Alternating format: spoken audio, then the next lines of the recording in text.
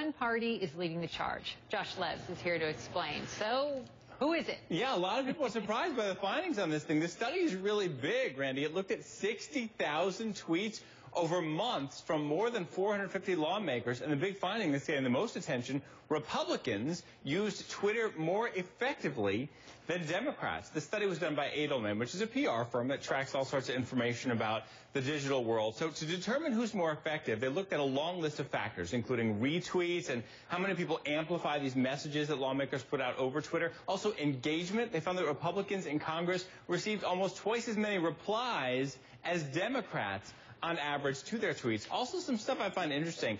They found Republicans in Congress have more substantive tweets. They were 3.5 times as likely to mention actual legislation. And of tweets in which lawmakers mention someone from the other political party, I think a lot of us would expect they'd mostly be attacks. They're not. About half are collaborative, and far fewer of those tweets mentioning the opposite party are critical of the other party. This is something most lawmakers are seeking. They're trying to reach people and be heard and have their messages echo on Twitter.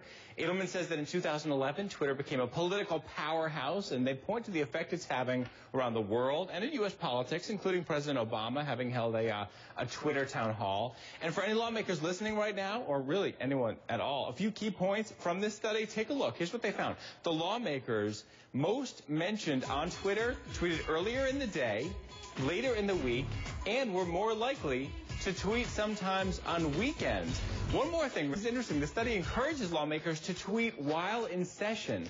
Obviously, the people's work comes first, but Edelman says it's a great way of humanizing the legislative process and shedding light on it. And folks, you can take a look at the whole report. I got it linked up for you at all my pages. It's at Facebook and Twitter, Josh Leves CNN, at thebloggcnn.com/Josh. So, Randy, some surprises in there and a really extensive study. I give them props for that. Yeah, tweeting while in session. Our tax dollars at work. I love that. I know, right? So which lawmakers, Josh, are really having the biggest impact, do you think, on Twitter? Yeah, so I asked them for the absolute up-to-date list so I could share it with you all right now. And the folks at Edelman crunched brand new numbers, and here it is. They're saying the most influential Twitterers, and this combines all sorts of factors.